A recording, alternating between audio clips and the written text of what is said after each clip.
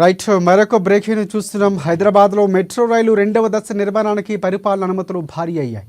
ఇక రెండవ దశలో 76.4 కిలోమీటర్ల మేర నిర్మాణం చేయనున్నారు. ఇందుకోసం ప్రభుత్వం 24,269 కోట్ల రూపాయల వ్యయం అవుతుందని అంచనా వేస్తోంది. మెట్రో రైలు రెండవ దశ నిర్మాణానికి సంబంధించి ప్రభుత్వం జీవో నెంబర్ 196ను జారీ చేసింది. కేంద్ర రాష్ట్ర ప్రభుత్వాల భాగస్వామ్యంతో మెట్రో రైలు రెండవ దశను చేపడుతున్నారు. మెట్రో రైలు రెండవ దశ నిర్మాణానికి రాష్ట్ర వాటా 7,313 కోట్ల రూపాయలు కాగా కేంద్రం వాటా 4,230 కోట్ల రూపాయలు. అలాగే జికా, ఏడీబీ, ఎన్డీబీ నుంచి 11,693 కోట్ల రూపాయలు రుణం తీసుకోనుంది. ఇక మెట్రో రెండవ దశ నిర్మాణంతో మెట్రో రైలు రవాణా సౌకర్యాలు మరింత విస్తరించనున్నాయి.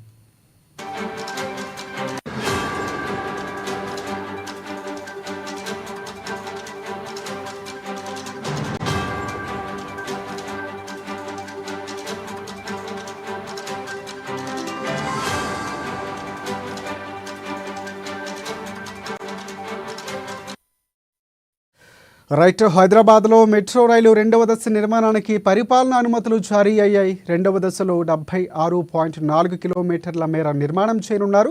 ఇందుకోసం ప్రభుత్వం 24,269 కోట్ల రూపాయలు వ్యయం అవుతుందని అంచనా వేస్తోంది.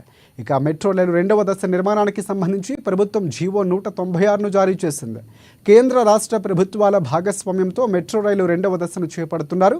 మెట్రో రైలు రెండవ దశ నిర్మాణానికి రాష్ట్ర వాటా 7,313 కోట్ల రూపాయలు కాగా కేంద్రం వాటా 4,230 కోట్ల రూపాయలు.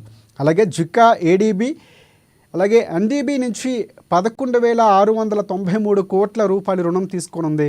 ఇక మెట్రో రెండవ దశకు సంబంధించిన నిర్మాణాలతో మెట్రో రెండవ రవాణా సౌకర్యాలు మరింతగా విస్తరించనున్నాయి.